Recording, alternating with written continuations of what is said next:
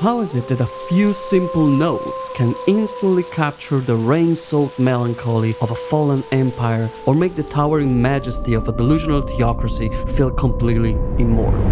Hi, today you're in for the chillest comparative analysis between two of the most I fell in love with this game moments ever. The City of Tears from Hollow Knight and the Choral Chambers from Silksong. If you've played these games, you know both of these places feel like there's a before and an after to them.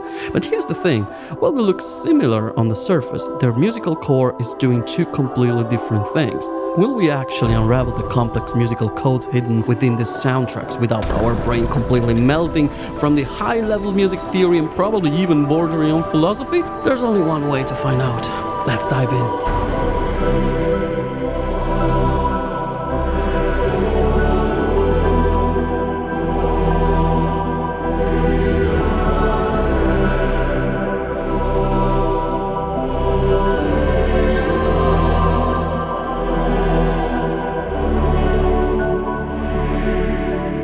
A little dopamine hit for you out of the gate. When you first roll up to the City of Tears, the music hits you with this incredible sweeping emotional weight. You might think, wow, this minor chord is making me feel so incredibly sad and nostalgic.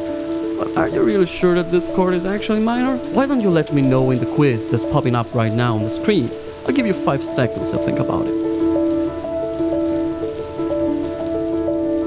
Well, guess what? That chord isn't minor at all. It isn't major either. Look, our guy here, Mr. Larkin, builds the entire foundation of the City of Tears using something called Quintal Harmony. What the churro is that? Well, instead of stacking notes in thirds like standard chords, they're being stacked in interval of fifths or fourths. This creates a massive, open, I'd say hollow sound. Get the reference? It's a really cool technique pulled straight from French Impressionism, kind of mirroring how Claude Debussy utilized open fourths and fifths in La Cathédrale Engloutie, the sunken cathedral, to evoke ancient church bells echoing through water. Listen to this part, it's so beautiful.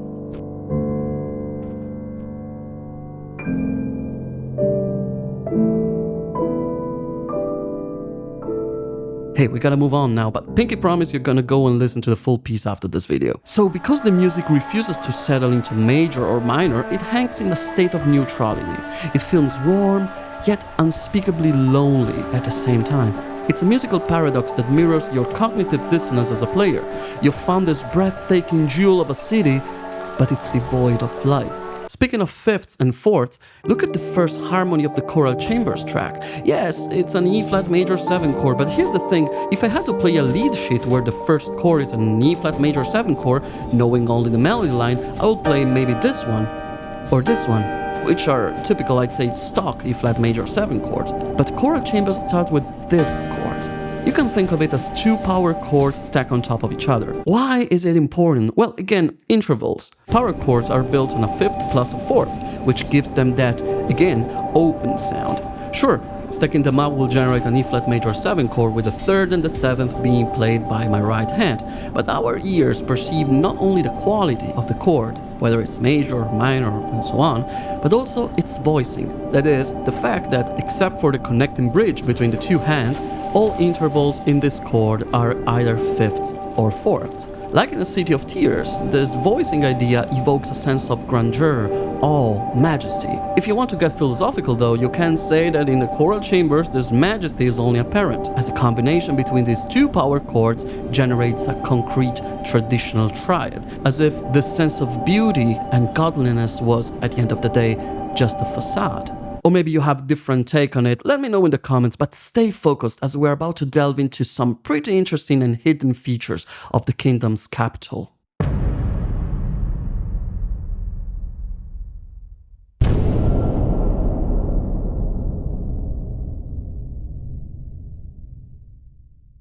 When Larkin was working on the original Hollow Knight, he couldn't rely on a really big orchestra. So what did he do? Well, a practical and musical solution was to resort to a chamber-like restraint.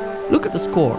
It's really sparse, a mix of piano and harp for the accompaniment, a solitary viola, and the ethereal soprano vocals of... Hello, Hello, my name is Amelia Jones, and I'm the voice of Marissa and the singer of City of Tears in Hollow Knight. You know, one of the things I love about the City of Tears is the lack of negative space between the notes, like rain with no end. I have a lot of feelings, and I think just hearing it just, perfectly encapsulated the sense that ended up, being the case. It's just hopeful and tragic, and there's a purity there, and it just really hit me, and I don't think that I thought about it too much, which is probably a good thing. I think that Chris, though, did actually ask me to sing it in a way that wasn't laden with vibrato, which I completely agreed with. I was like, yes, I'm really glad that you said that. But how does this music change the actual gameplay experience? Thank you, Ethan, for your question. The game engine tracks your exact coordinates and crossfades between different parallel audio tracks in real time. Outside, you get the full grand sweeping mix. Inside, the rain turns into a muffled patter against the glass, and the mix strips down to just a couple of instruments. It's like real-time arranging. I think the only kind of phrasing decision that I really needed to make was where to breathe during the kind of climax, I suppose, of the piece. And I think in the session, I kind of breathed just before the high note. Visually, the City of Tears pulls heavily from Victorian Neo-Gothic design. We're talking towering needle-like spires, ornate ironwork, expansive stained glass windows, and a lot of gloom. In literature and art, the Gothic mode, quote-unquote, is literally obsessed with urban decay, ruins, and the sublime beauty of what has been lost to time. This is a textbook love letter to European Romanticism and the German cultural concept of Waldeinsamkeit, literally forest loneliness, the heavy, introspective feeling of being entirely alone out in the elements. Johannes Brahms even wrote a lied, an art song, called Waldeinsamkeit, describing the contrast between profound closeness and profound isolation. It plays out like a canvas from painter Caspar Friedrich, such as the Abbey in the Oakwood, where decaying Gothic arches are framed not to pure horror, but to evoke the sublime. This mixture of awe and terror at how relentlessly time swallows ego. You, the player, are the lone wanderer exploring these ruins, finding places like the theater where the ghost songstress Marissa continues to sing to an entirely empty, flooded space. I think that by using actual musicians, there's so much more richness and so many more opportunities that arise in unexpected ways because of that. As Team Cherry started working on Silksong, everything was different, including the audio budget. For Loom, the setting of the sequel is a completely different beast. It isn't a dead, rotting kingdom, it is an active, industrial society driven by a fanatical pilgrimage where bugs are constantly ascending to the citadel at the top of the world.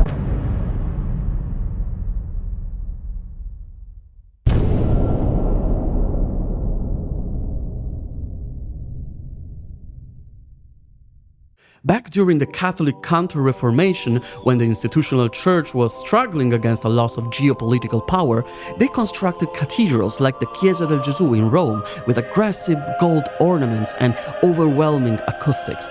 They called it Persuasion of the Senses, a deliberate design layout meant to make the observer feel so utterly small and intoxicated that they wouldn't dare question the institutional authority ruling over them. Does it sound familiar to you? When you first enter the citadel, the elevator breaks down, forcing you to see what's behind the grandeur that you will soon witness. The underworks are a gruesome place where workers are in terrible conditions, the music is macabre, disgusting, industrial, and up to this point the game financially starves you. The music and the environment reflect the grueling reality of the pilgrims at the bottom of the food chain.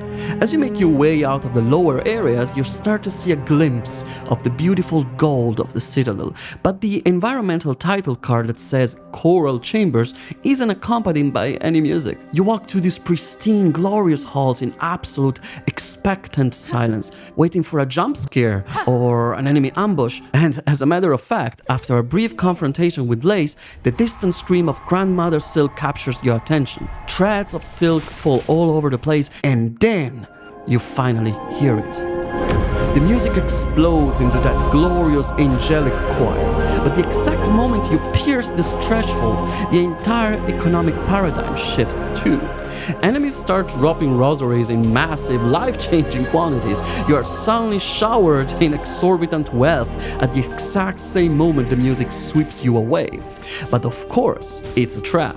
The wealth and the majestic music functions as a highly effective propaganda. It is an alluring spell designed to completely blow the socks off the exhausted pilgrims who barely survived the climb. It completely blinds them to the reality that they haven't reached a holy heaven at all. They have just entered a shinier, prettier, and far more insidious tier of systemic slavery. Let's talk about religious music for a second. Historically, religious music had to be easy to memorize even for peasants who didn't know how to read. Especially in the Lutheran tradition, made immortal with the harmonizations of Johann Sebastian Bach, choral music relies on neat, symmetrical phrases like 4, 8, 16 bars. And here's the thing, the Choral Chambers theme is built on a highly off-kilter, repeating 13-bar structure. Why 13 though? Your brain is naturally trained by Western musical standards to expect a satisfying phrase turn or resolution after 12 or 16 bars. By intentionally crafting a 13-bar loop, Larkin creates an asymmetrical phrasing that operates on a subconscious level, not to mention the numerological implications of the number 13. In Christianity, the number 13 has a pretty dark twist because of the Last Supper. Jesus had 12 apostles with him. Judas, who betrayed Jesus, was the 13th guest at the table. And because of this, 13 is viewed by many as a symbol of betrayal, of disguise. This music forces a cyclical, relentless forward momentum that keeps you on edge, perfectly mirroring the grinding and unrewarded labor of the pilgrims who populate the world of Farloon. But that's not all. The choral chambers, despite their holy appearance, hide the traces of the Dies Irae motif, the famous 13th century Gregorian chant meaning Day of Wrath. Historically used in the Roman Catholic Mass of the Dead, its 4-note descending melody has been used for centuries by classical composers to symbolize death, impending doom, and the judgment of God. Think Hector Berlioz twisting it into a demonic celebration in Symphonie Fantastique, or Franz Liszt in Totentanz, which takes the motif and flips it into a concertante set of variations for solo piano and orchestra around it, or even Sergei Rachmaninoff weaving it through the bleak isolation of Isle of the Dead. In Silksong, this apocalyptic melody is ubiquitous. It rings when you activate bell shrines, Lace sings it while she's playing with butterflies. I mean, it's literally in the main menu, and it secretly infects the choral chambers too. It functions as the literal, terrifying leitmotif for Grandmother Silk and the crushing weight of the theocracy.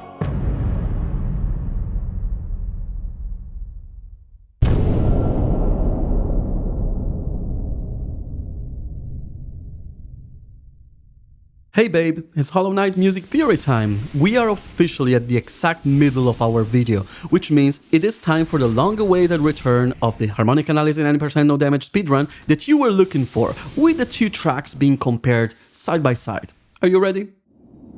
We begin in the choral chambers. The home center is a dark G minor Aeolian, stacking wide fourths and fifth intervals over a constant anchoring inner piano pedal note of D. Meanwhile, City of Tears answers with absolute hypnotic symmetry. Tonal boundaries here are wide opening, floating in a E flat major / C minor space. Rather than dense chord, it introduces a sparse E flat F B flat quintal cluster on a solo harp, leaving wide acoustic gaps that mimic falling rain. The texture shifts in choral chambers as the 13-bar loop repeats. This time the arrangement thickens dramatically with the entry of a multi-part choir in the mid-register. City of Tears takes the opposite route, as a lonely, wordless soprano solo cuts through the open space. And then the bass note suddenly drops a third to C. The shifting bass foundation twists the harmony into a darker C minor 9. The main melody of choral chambers take flight in the high mid-register, fluidly weaving around that persistent inner D pedal.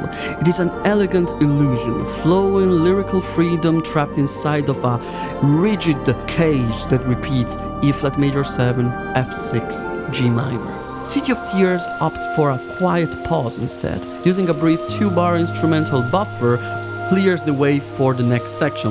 Here the melody introduces a striking A natural, flashing a bright luminous E-flat Lydian color like light catching whetstone. The hypermeter in the choral chambers suddenly clamps down into a tight 8-bar loop, and the harmony goes into a dizzying downward spiral driven by a circle of minor fourths: G minor, D minor, A minor, E minor. In the City of Tears, we get the exact mirror image. The track dives down a circle of perfect fifths. This massive structural plot twist is initiated by a completely foreign, highly chromatic D-flat major chord that completely disrupts the native key center. As the downward spiral continues in choral chambers, the strings begin whispering hidden glimpses of the Dies Irae chant. A rogue, unexpected F minor chord strikes at measure 55. It steps aggressively through C minor, D flat major 7, and then F minor to G flat major 7. Simultaneously, the fifth's descent in City of Tears plunges even deeper into G flat major to E flat minor. The perfect fifth's descent bottoms out on a colossal B major chord, a massive breathtaking leap across the entire circle of fifths. The chromatic tension vanishes as the piece pivots seamlessly back to its home key. The choir takes absolute control in choral chambers, building massive swells. A measure 81 heavy D-flat note is suspended directly against the unyielding C bass pedal.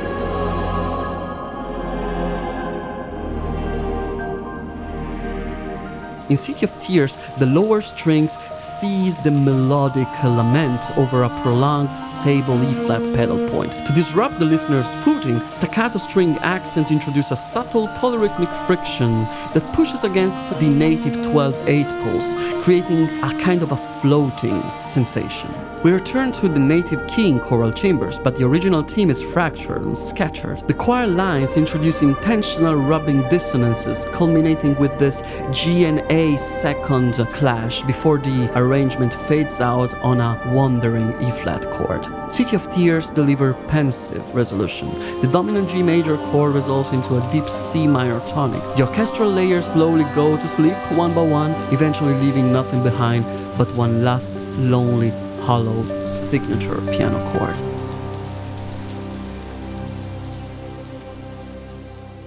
Here we go, I think it's time for a quick rosary donation to the channel. You can like this video, you can subscribe to the channel, or you could even think about supporting my work and getting your membership to get access to exclusive content, but stay focused for a few more minutes. There are some pretty juicy details you might have missed.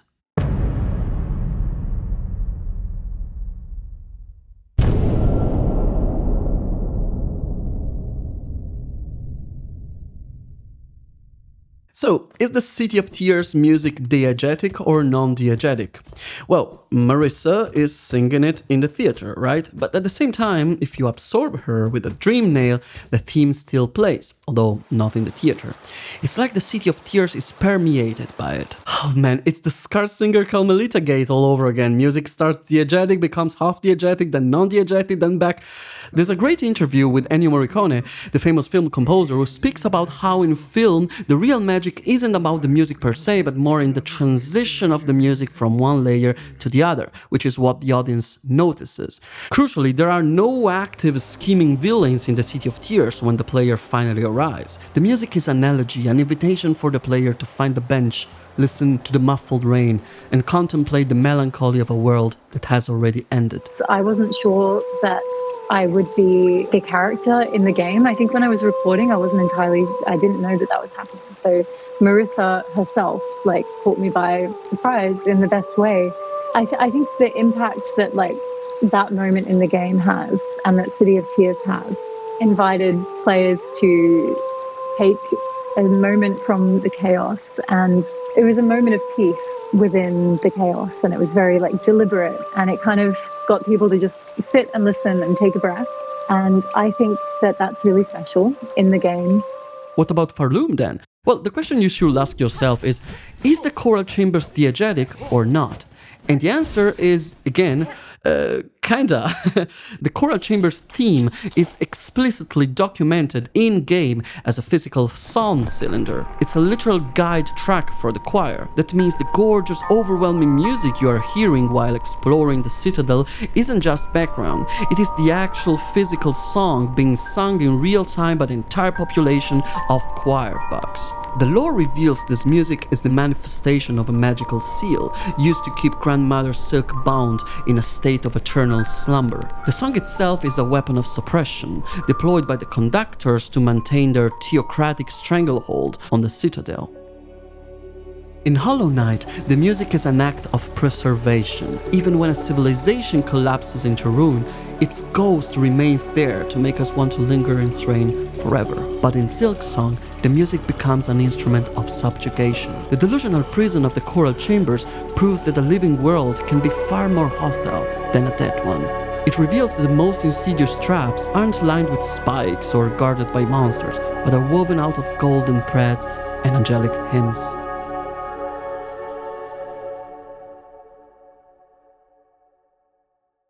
And that's a wrap. Thank you so much for the likes, comments and subs. You were really kind. I'm really glad you enjoyed my work. If you like this breakdown, please hit that subscribe button here on YouTube. I got plenty more deep dives analysis coming your way, and come say hi over on Instagram, where I'm dropping music breakdowns and running Q&As. Let me know what you think in the comments, drop a question, add your own lore, do whatever it takes to help the algorithm know that you want more of these videos. Thank you for listening. Thank you to Amelia for joining us, and with that being said, catch up later.